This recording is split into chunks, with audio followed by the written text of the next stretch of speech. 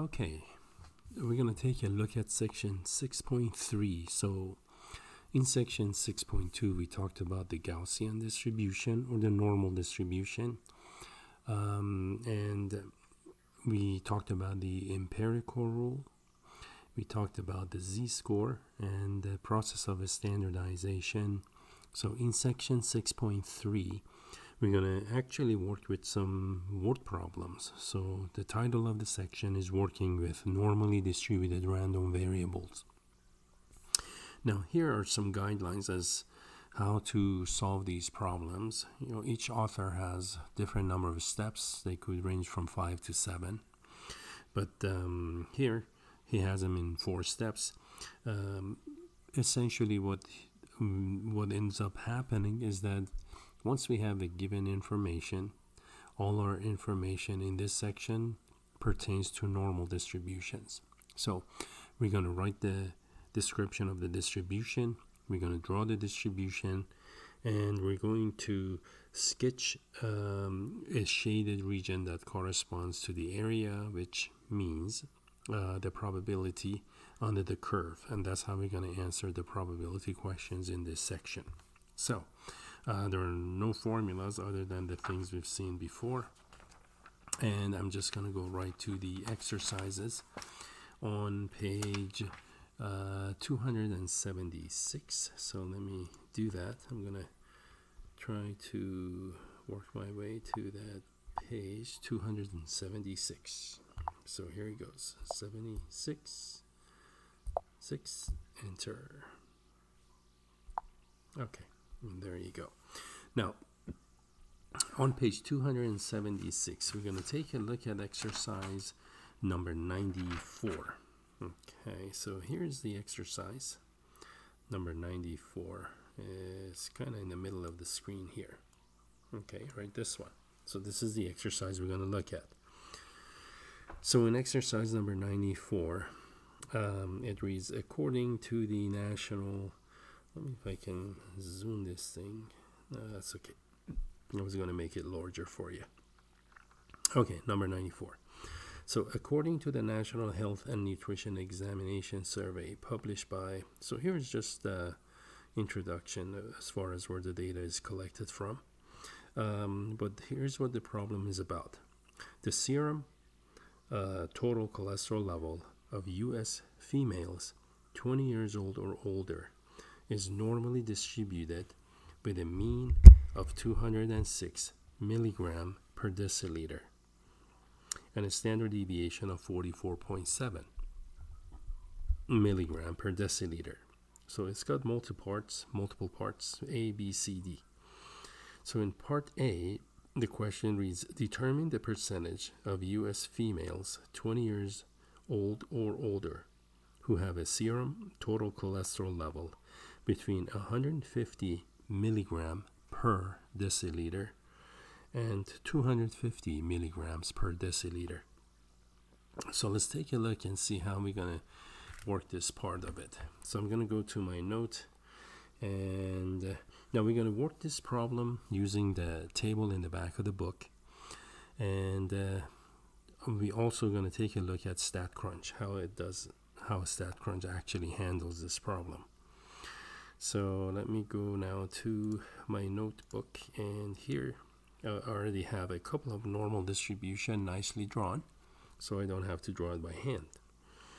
Okay, so here's what we want to do. We want to actually, sorry, there you go.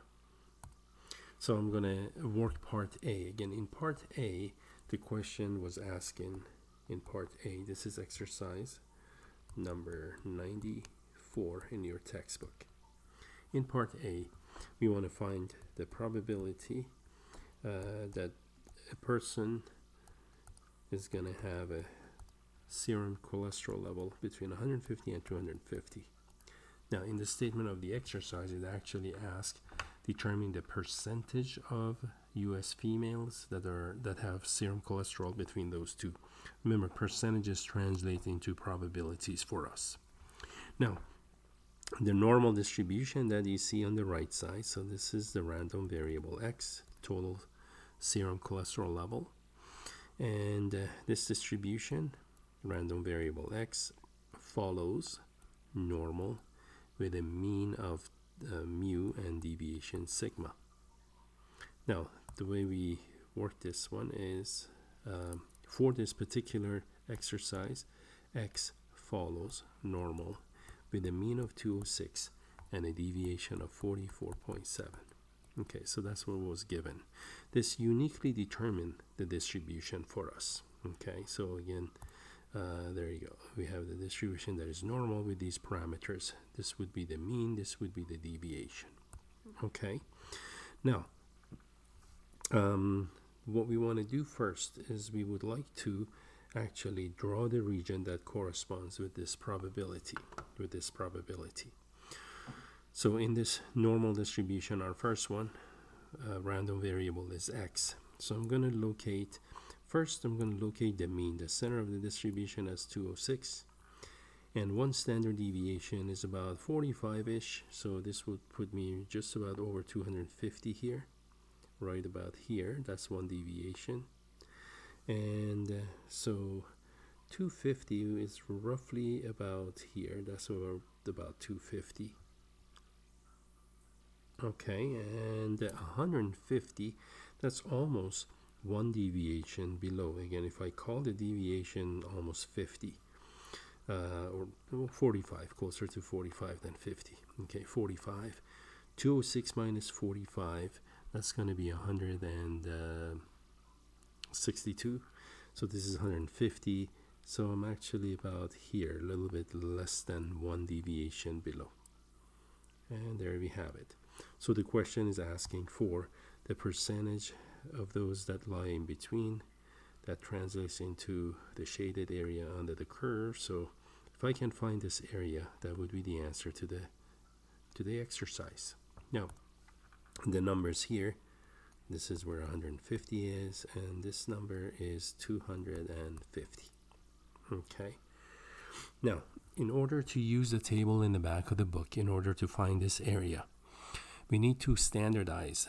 Remember, there's only one table in the back of the book, and that is the table of a standard normal distribution. That means this one. This is normal with a mean 0 deviation 1. We talked about this one in the previous section. So in order to use a table of the author's table in the back of the book, I need to standardize this probability statement. And here's how we standardize it. Remember, we create a z-score.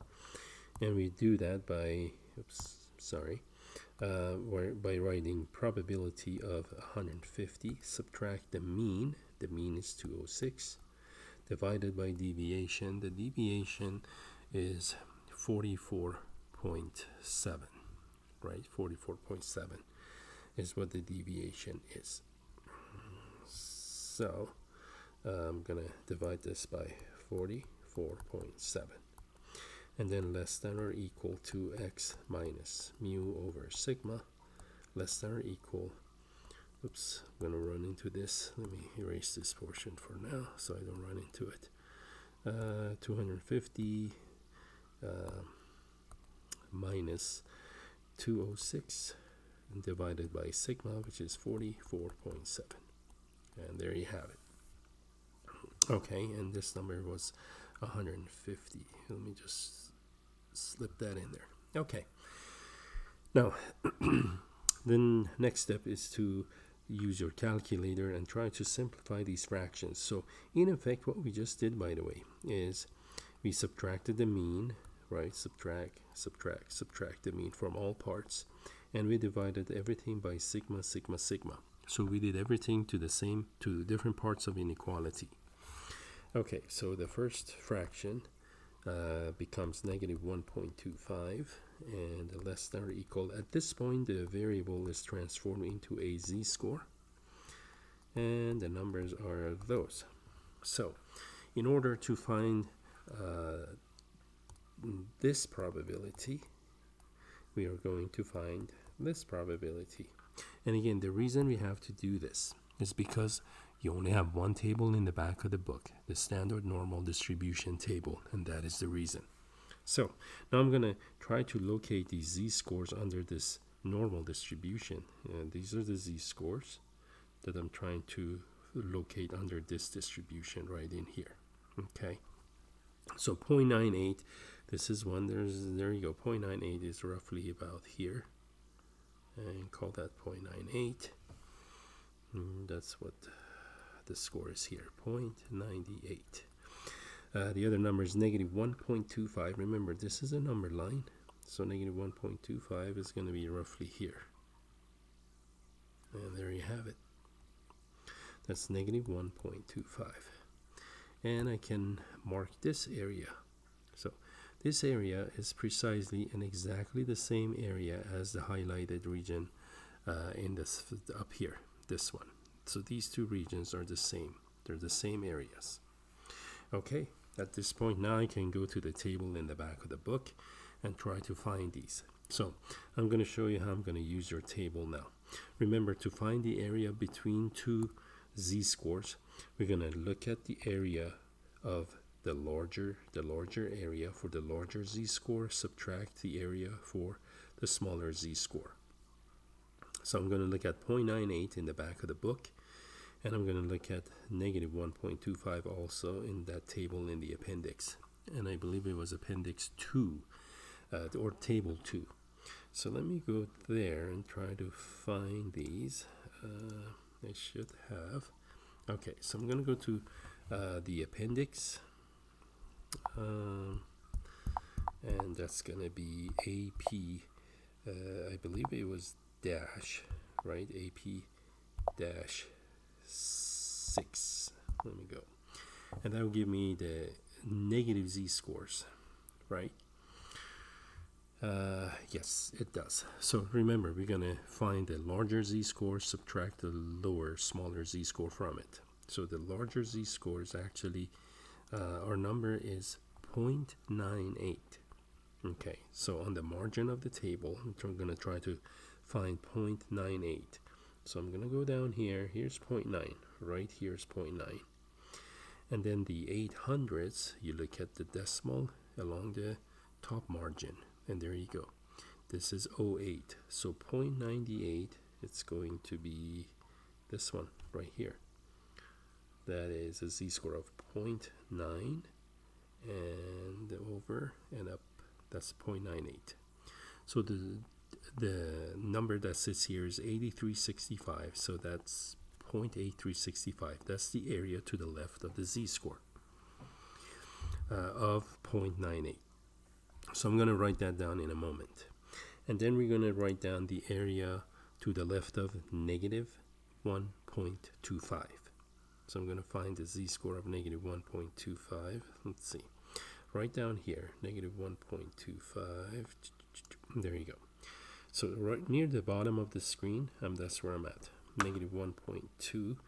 Now 500ths, this is where 0.5 is in the top margin of the table.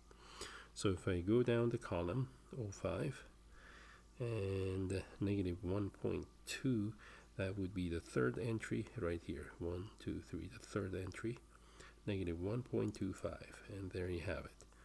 0.1056. This would be the area to the left of negative 1.25. So what I need to do is, therefore, I'm going to go back here. And I'm going to put these on the distribution now. So this is the z-score that we just read. This number we just read was 0.8365. And this number that we just read to the left of that was 0.1056. So we're going to subtract the smaller from the larger. This way your probabilities are always going to be positive.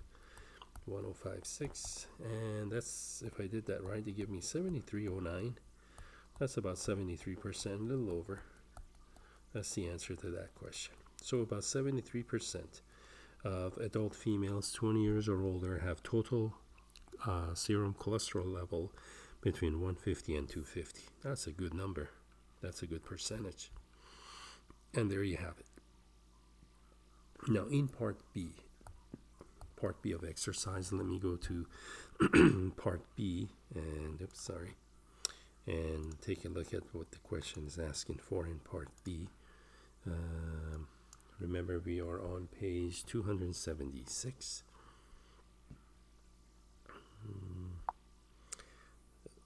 Number 276, enter.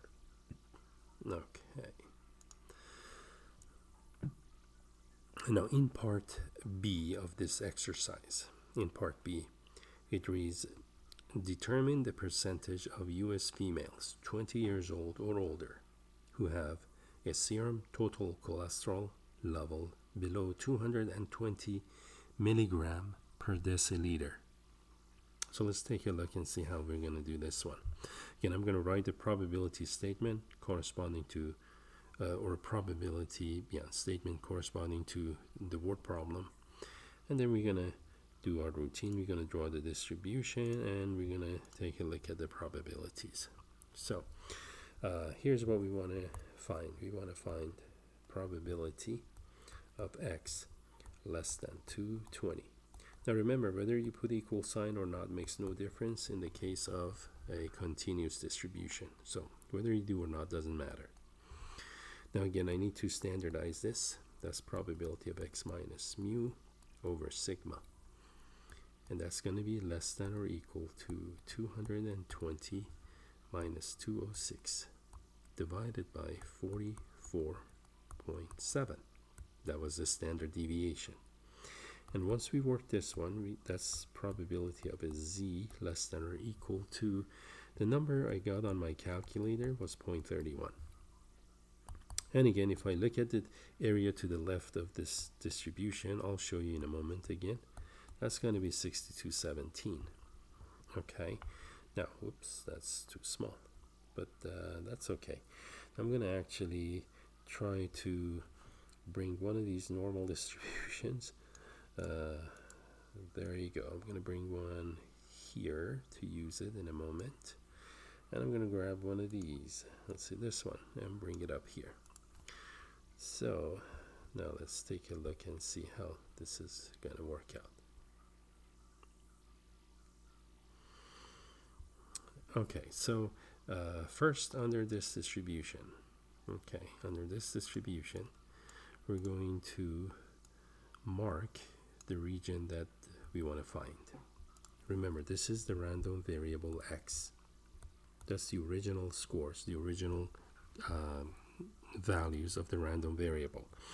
We want less than 220, and also recall the center of the distribution is 206. That's where the mean is, right? So we're going to locate 220, and 220 is approximately a little bit, that's about 14 units above, so it's less than one deviation, so it's roughly about here, and there you have it. So this, we're going to call that right in there, we're going to call that 220. That's where 220 is. Now less than, that means we want the area to the left of that, right? So I'm just going to go to the left, and this is what we want to find out. Now, to find this area, because again, I cannot use the table in the back of the book. So what I need to do is actually, I need to go to the table in the back and try to find, let me see, 0.31. This is 0.31. So corresponding to that is 0.31 under the standard normal distribution. And that score is 0.31. So to find this blue region is to find that blue region. They're exactly the same. And in a moment, we go in the back of the book and we're going to find that area to the left. Okay, so let's do that. I'm going to go to the table in the back of the book. And remember, we're looking at a z-score of 0.31. So I'm going to go to the appendix. That's going to be A, P, and dash. Actually, 0.31 is positive, so I'm going to go to AP7. Okay. And AP6 has your negative z-scores. AP7 has positive z-scores. And there it is. We want to find to the left of 0.31. So here's z-score of 0.3. And the second decimal in 0.31, the hundredths is 0.1. So here's 0.31. That z-score is 6217.6217. So that's the number I'm going to copy. And let me go back to my note. So that's what I'm going to write down. And this number is 0.6217, which is exactly the same as that. So that's how I got the answer that you just saw. Okay. So there you have it. That's part B of the exercise. Now, let's take a look at part C. I'm just going to read part C for you. Well, actually, this is different. So let me go to the book. And in part C, again, this I'm back to page 276. Page 276. And in part C, number 94, part C is right in here. Part C reads, obtain and interpret the quartiles for serum total cholesterol level of U.S. females 20 years old or older. So we want to find the quartiles. Okay. Now remember the quartiles, we have Q1, Q2, and Q3. There are 3 quartile values that we want to find. Okay, so that's what I'm about to do. In part C, there you go. Let me get the color straight. So in part C, we want to find the quartiles. That is, we want to find Q1, Q2, and Q3. Okay. Now, in order to do this, let me just draw these out for you. So I'm going to actually grab one of these distributions. Let me grab this one, and I'm going to show you under this distribution what it is that we're trying to do. Okay, and there you go. And then let me move these out of the way. Move this one out of the way, and move this one, and finally this one. Okay, so Q1. Now remember, the first quartile is the same as our 25th percentile. Okay, now 25th percentile. So we need to find, this is x, random variable x. The center is at 206. Now remember, in a normal distribution, 50% of scores lie to the left of the mean because mean, median, and mode are the same. So indeed, we already know the answer to Q2 is the same as 50th percentile, and that's going to be 206. So we actually answered this question for this part. We found the second quartile already. That's what that is. Okay. Now, all I have to do is find Q1 and Q3. Now, for Q1, that means the value that is, we want to find this score. We want to find the score here so that 25% of values are below that. Right? That's the definition of 25th percentile. So this region is 25%. And I'm just going to call this is your x sub 25. That's what this is. Okay, that's the x that corresponds to the 25th percentile. Now, in order to find this, one of the things we did in section 6.2 was the z-score. We call that z equal x minus mu over sigma. Now, in this expression, let me move these again aside. So in this expression, if I multiply both sides by sigma, then this becomes x minus mu equals z sigma. And then if I move mu to the other side, I get mu plus z sigma. Okay, since we want to find the percentiles for the scores, I need to find the x values. That's why I'm doing this. So now, to find 25%, the role that this Z plays here. Okay, this Z corresponds to the same region, 25% to the left, right? So it corresponds to the same score, this score down here, right here, that score, except on the Z distribution. So let me grab my Z distribution, and now I can kind of match it against this one. There you go.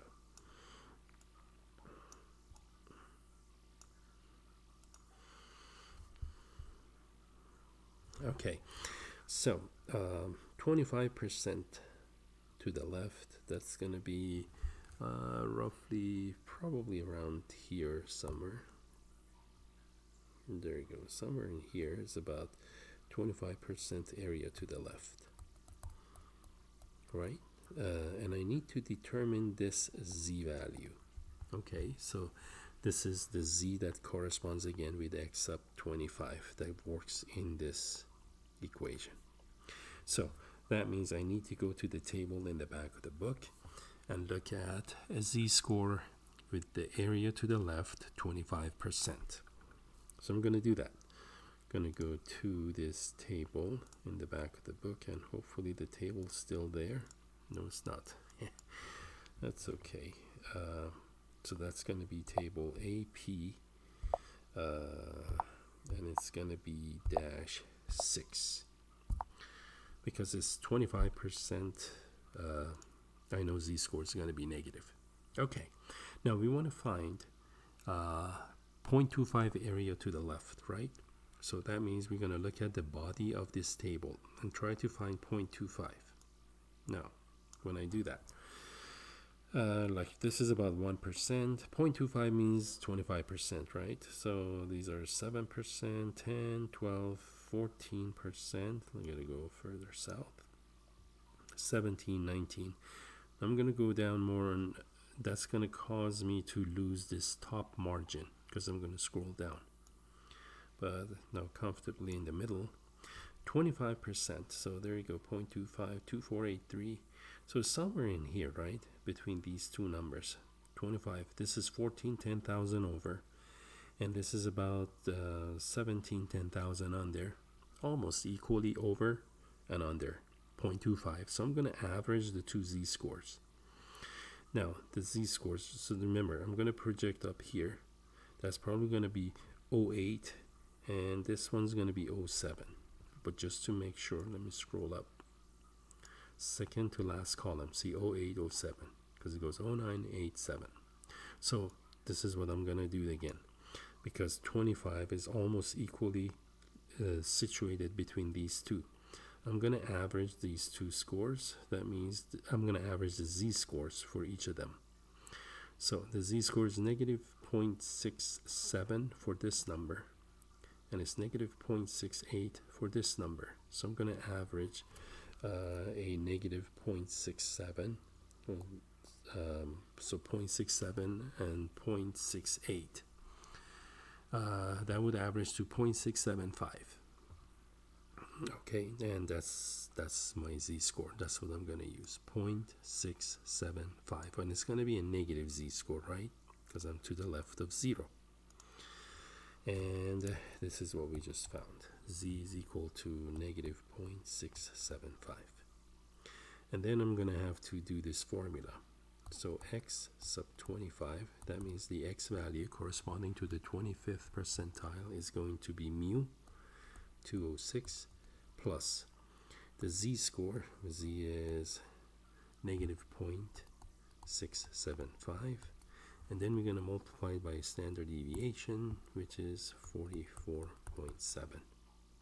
Okay, and that's going to make this 175.83 because I've done the calculations already on a piece of paper in front of me.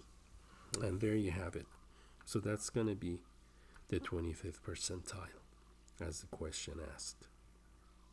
Now, let's find the third quartile. That would be the 75th percentile. So Q3, I'm going to go X75 with that. Okay, and again, let me get my normal distribution and bring it here. I'm gonna need, I believe this is the one I need, right? And let me just move these so I know where they are. Okay, and here we go. This is this normal distribution now. So pretty much the way we did the 25th percentile, we're going to do our 75th percentile. So this time I'm going to get, let's see, I'm going to get something like right about here. This is going to be 75th percentile. That means area to the left of this is going to be 0.75.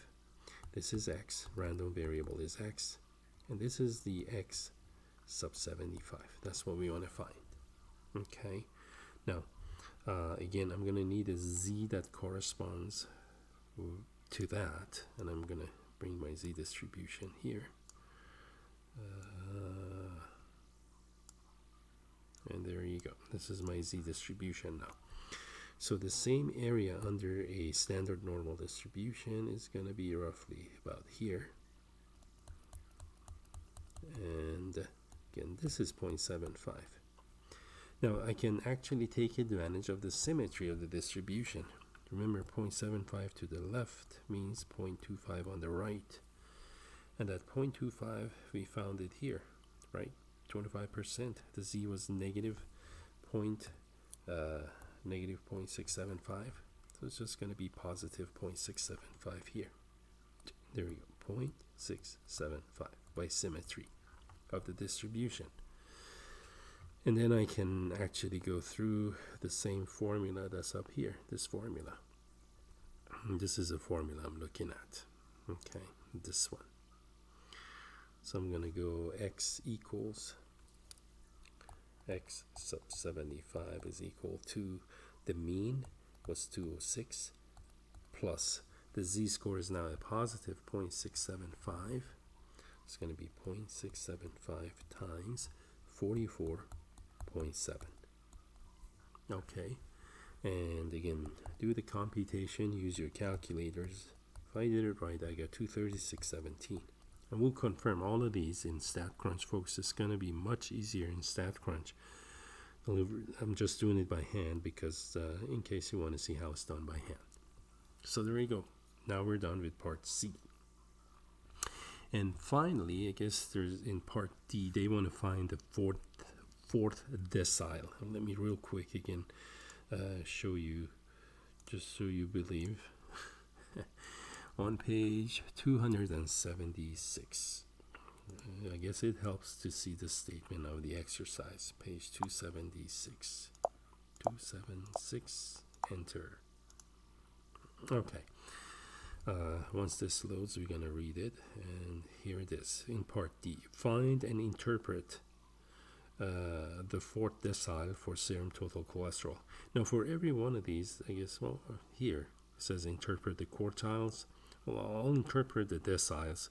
The quartiles, you can interpret them similarly, but I'll interpret the in part D what the fourth decile means. Okay, in a minute we'll do that. So let me now actually go down, and we're doing part D.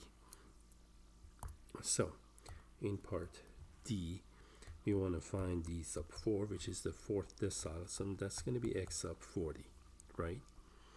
Now, let me see, where are my normal distributions? I saw them. They're kind of hiding up here. Okay, so let me bring them down. And this one. Good. Now I can scroll up and expand it a little. Okay, so I'm going to follow the same process. X sub 40 is equal to mu plus z sigma. And of course, we're going to look at the z table in a minute. So first, under this distribution, this is where x is, right? So random variable x. 40th percentile means 40% are below it. So that's going to be roughly about maybe here, 40% below. There you go. Maybe even a little more to the right. But anyway, close enough. That's 40%. So this is what they call x sub 40, right? The 40th percentile.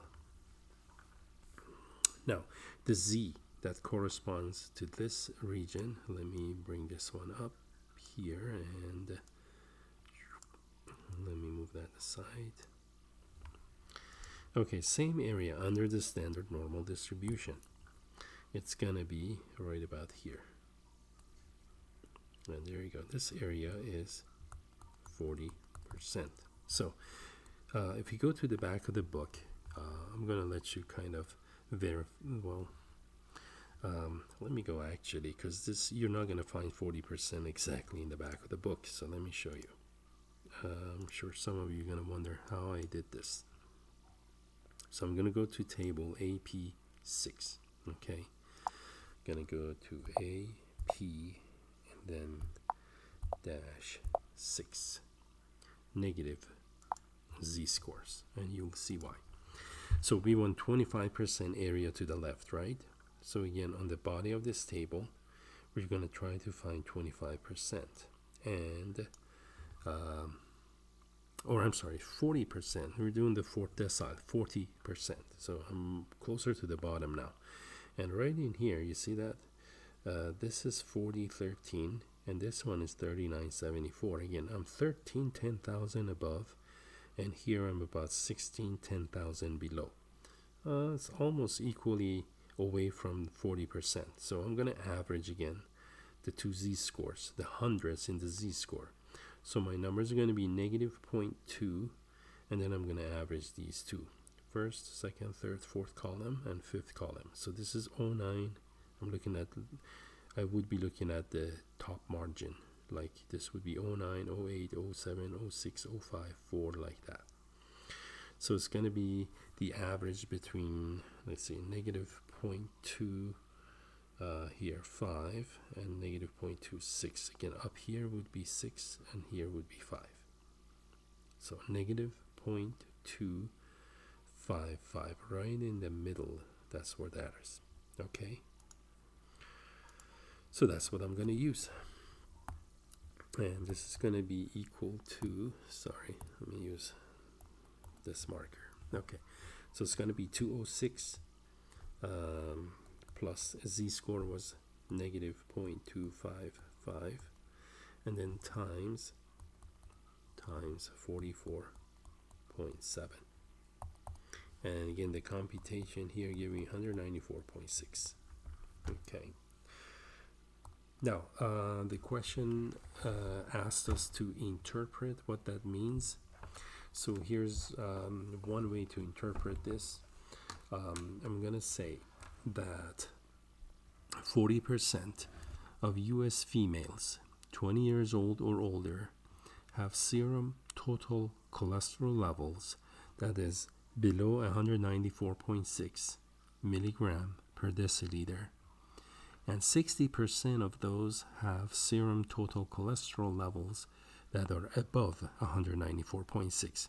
Remember, 40th percentile means 40% below and 60% above. So there you have it, and that would be the interpretation of that. Maybe I should write that. Let me write that. So here's the interpretation again. There. 40%. Let me actually go a little larger. Okay, 40% of U.S. females, they are 20 years old or older, have serum total cholesterol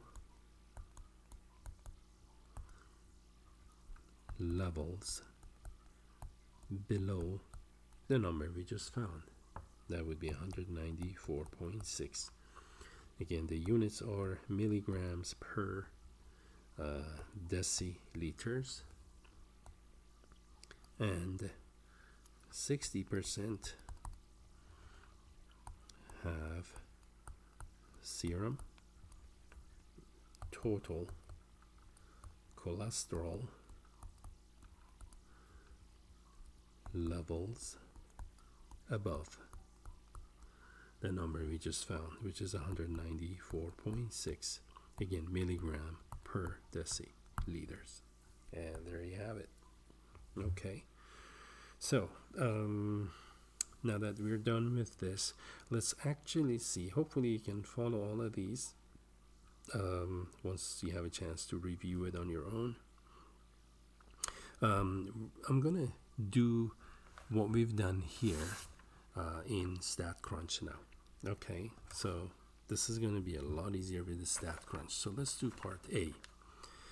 Again, you have actually now parts A, B, C, D in the book, and we already have these probability statements. I'm just going to go to StatCrunch and just punch them in, and let's see how we're going to answer these questions in StatCrunch.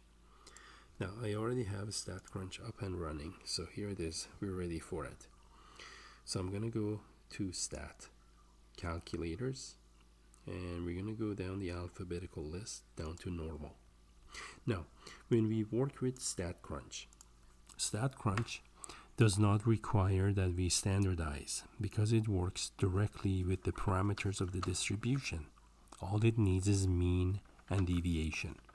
The reason we had to standardize is because we had one table in the back of the book. So, since we don't use the table in StatCrunch, I'm just going to use the unstandardized version, which cuts down quite a bit in the amount of computation we had to do. So here's the answer to part A. Check this out. We want to find between. The mean for this exercise was 206, right? So I'm just going to have to type in the mean is 206. Okay, and the deviation was 44.7. So the deviation of 44.7 is going to be 44.7. Okay, so here's our normal distribution. We want probability between 150 and 250. So I'm just going to go between. Right up here is between. And in here, we're going to type 150 and then 250. Okay, now let's see, since I'm not gonna be writing on this, I'm gonna put my keyboard is actually now hooked up to my Surface Pro. Okay, so this way I don't have to keep bringing up that pesky keyboard. This one, I don't have to do that anymore. I know that's kind of annoying, isn't it? So here we go. This is going to look nicer and go even faster. So I'm going to type 150 in here. Let's see. There you go. It just snapped into place. So here it is, 150 and then 250. 250. And then compute. And there you go. It draws exactly the region that we were drawing. Again, no need to standardize in StatCrunch. So the answer is 0.7324. Now, one thing, by the way, the answer we found was 0.7309, but the more accurate answer is the one you get from StatCrunch. There are a couple of reasons for this. One is because I had to use the table in the back of the book, so I had to round my z-scores to the nearest 100th. Well, StatCrunch doesn't even create a z-score, so for that reason there's hardly any rounding. And the other reason is because the table values are rounded to the nearest 10,000s, so StatCrunch, remember, carries more decimals. So for that reason we're going to be off somewhat. So StatCrunch says 7323, that's this number. We're going to go with that as for answer that we have. Now on your exams, please note, when you take the exam, use a StatCrunch. So that way you get as accurate, as close as possible to the answers that are in my math lab. Okay? But if you use the table and you're off because of rounding and whatnot, just email me and I'll refund you those points that you've lost due to rounding. Okay, so just wanted to mention that. So here's the answer to part A. Notice how fast we had to do that. Let's do part B. In part B, we want probability of less than 220. So just go here, backspace, and put 220 and compute.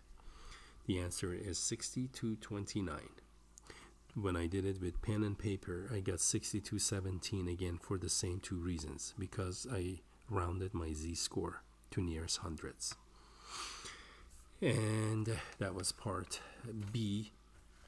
Okay, now to do part C, to do the percentiles, or rather quartiles, here's what we need to do. We want to keep less than, right? Because again, percentiles, we look at everything that's below the percentile value.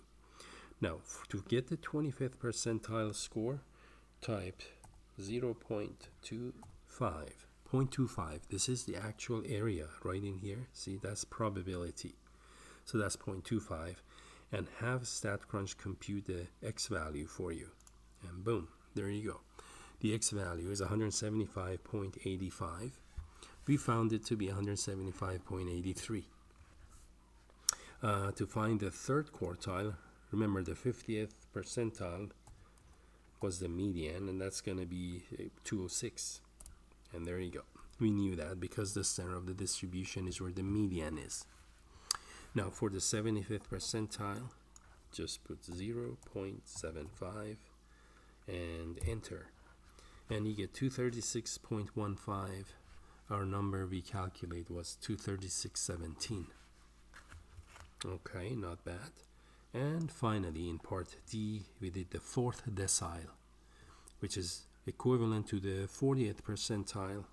So I'm just going to put 0.4. Again, this is going to be the probability, right? The area to the left, 0.4. And to the left, because I have less than. So it's going to find the area on the left. And you can see the shadings are exactly the kind of shadings we had, only more accurate. So the 40th percentile for total serum cholesterol is 194.67, and our number was 194.6. Pretty close again. So there you have it. Hopefully this was a good example, and we went through in details and step by step.